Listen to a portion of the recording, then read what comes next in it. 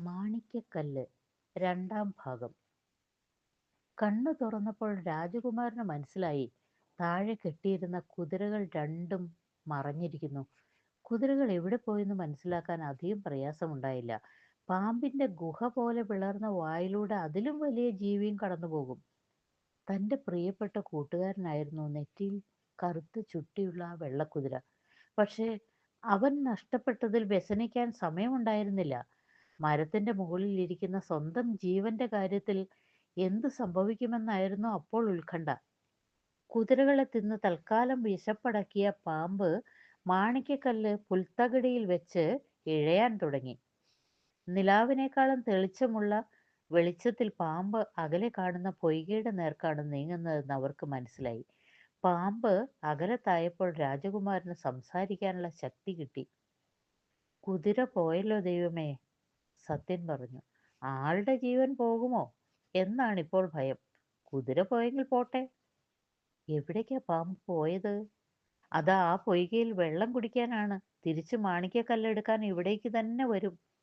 അതിനു മുമ്പ് നമുക്ക് രക്ഷപ്പെടണം. എന്താ, ഇറങ്ങി ഓടിയാലോ? അതുകൊണ്ട് അപകടമേ വരൂ. നോക്കൂ, ആ മാണിക്യക്കല്ല് കണ്ടോ? അതുള്ള നാട്ടിൽ ഐശ്വര്യമുണ്ട്. നമുക്ക് പാമ്പ് വരുന്നതിന് മുമ്പ് ആ കൈക്കലാക്കണം. അപ്പോൾ രാജകുമാരന് ധൈര്യമൊക്കെ തോന്നി. ഞാൻ ഇറങ്ങി എടുത്തുകൊണ്ട് പോരാം. വിഡ്ഢിത്തം! ഇത്ര പ്രകാശമുള്ള വസ്തു ഒളിപ്പിച്ചു വെക്കാനുണ്ടോ കഴിയുന്നു? മന്ത്രികുമാരൻ വേഗം തന്റെ ദേഹത്തിലെ കെട്ടഴിച്ച് താഴെ ഇറങ്ങി. പാമ്പ് അകലത്താണെങ്കിലും നല്ല ഭയമുണ്ടായിരുന്നു. പുല്ലിൽ കാട് മുഴുവൻ പ്രകാശം ചൊരിയുന്ന ആ കല്ല് കിടക്കുന്നു. അയാൾ കുതിരകളെ കെട്ടിയെടുത്തു നിന്ന് ഒരു ഉരുള കുതിര ചാണകം വാരിയെടുത്ത് ആ രത്നത്തിന്റെ മീതെ ഇട്ടു.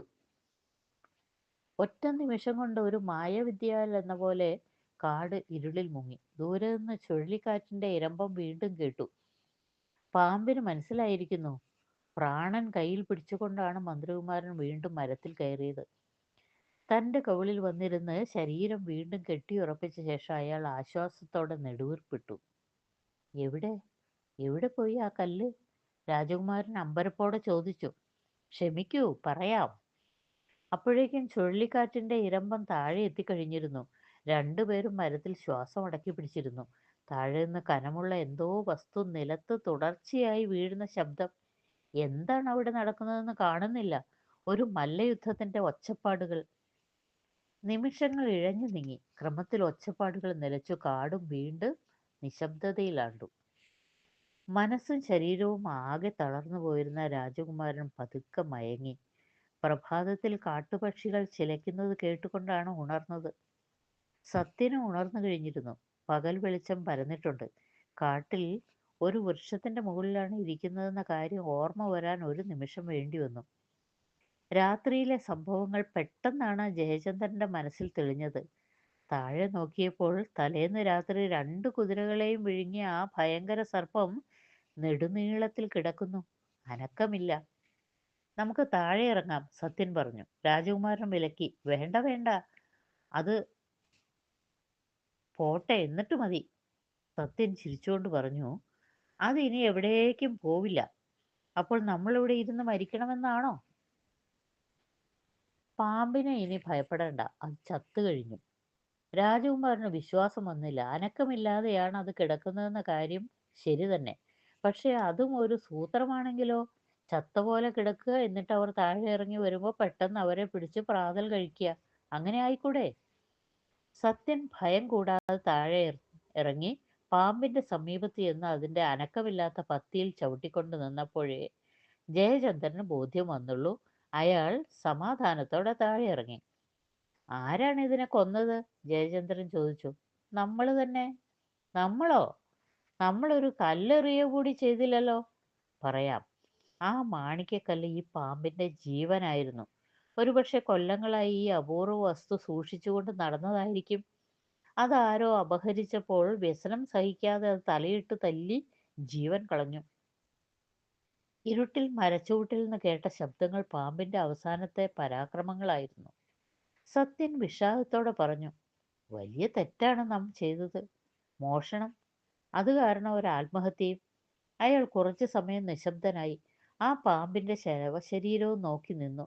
സാരമില്ല, ഈ മാണിക്യക്കല്ല് ഒരു രാജ്യത്തിന് മുഴുവനും ഒരനുഗ്രഹമാവും. രാജ്യത്തിന്റെ നന്മയെക്കാളും വലുതല്ലല്ലോ ഒരു പാമ്പിന്റെ ജീവൻ. അയാൾ കുനിഞ്ഞ് ചാണകത്തിൽ നിന്ന് മാണിക്യക്കല്ല് ചികഞ്ഞെടുത്തു.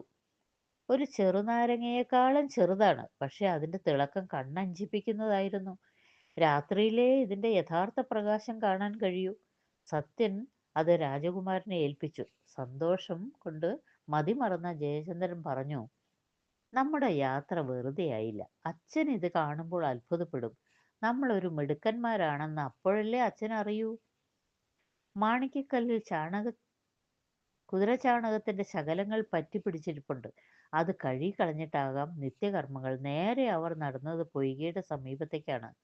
കണ്ണാടി പോലെ തെളിഞ്ഞ വെള്ളം. മനോഹരമായ ആ പൊയ്കയിൽ ചുറ്റുഭാഗങ്ങളിലെ വൃക്ഷങ്ങളുടെയും വള്ളികളുടെയും പ്രതിബിംബങ്ങൾ കാണാം. പൊയ്കയുടെ വക്കിൽ അതിന്റെ സൗന്ദര്യം കണ്ടുകൊണ്ട് അവർ നിന്നു. സത്യന്റെ മനസ്സിൽ കവിത ഉറവെടുക്കുകയായിരുന്നു. വൃക്ഷക്കൂട്ടങ്ങൾക്കിടയിലൂടെ ഊർന്നു വീഴുന്ന ചുവന്ന രശ്മികൾ തെളിഞ്ഞ വെള്ളത്തിൽ അലിഞ്ഞു ചേരുന്നു. നീലാകാശവും കാട്ടുമൃഗങ്ങളും പൊയ്കയിൽ തെളിഞ്ഞു നിൽക്കുന്നത് നോക്കിക്കൊണ്ട് സത്യൻ പറഞ്ഞു, കാട് ഈ കണ്ണാടിയിൽ മുഖം നോക്കുകയാണ്. രാജകുമാരൻ ആദ്യം വെള്ളത്തിലിറങ്ങി ചാണകം പറ്റിയ മാണിക്യക്കല്ല് വെള്ളത്തിൽ മുക്കിയപ്പോൾ എന്തൊരത്ഭുതം! പൊയ്കയിലെ വെള്ളം രണ്ടായി പിളർന്ന് അകന്നു നിൽക്കുന്നു. ഒഴിഞ്ഞു മാറിയ സ്ഥലത്ത് കൽപ്പടവുകൾ. ഒന്നും സംസാരിക്കാൻ കഴിഞ്ഞില്ല. അത്ഭുതം കൊണ്ട് വിടർന്ന 4 കണ്ണുകൾ പരസ്പരം നോക്കി. അവസാനം സത്യൻ പറഞ്ഞു, ഇതൊരു വഴിയാണ്. ഏതോ രഹസ്യ സ്ഥലത്തേക്കുള്ള വഴി. നമുക്ക് പോയി നോക്കാം. എന്തിന്? മറ്റേതെങ്കിലും സ്ഥലത്ത് പോയി കഴുകാം. ഇതാ ഇത് ആപത്ത് വലിച്ചു വെക്കലാവും. എന്താപത്തായാലും വരട്ടെ. പറഞ്ഞു തീരുന്നതിന് മുമ്പ് ജയചന്ദ്രൻ പടവുകൾ ഇറങ്ങാൻ തുടങ്ങി. സത്യന് കൂടെ ഇറങ്ങാതെ തരമില്ലെന്ന് വന്നു. ഇരുവശത്തും വെള്ളത്തിന്റെ ഭിത്തികളാണ്. നടുവിൽ താഴേക്ക് പോകുന്ന കൽപ്പടവുകൾ. മിനുസമുള്ള വെള്ളക്കല്ലുകൊണ്ട് ഉണ്ടാക്കിയ ആ കൽപ്പടവുകളിലൂടെ ശ്രദ്ധിച്ച് അടിവെച്ച് അവർ നടന്നു.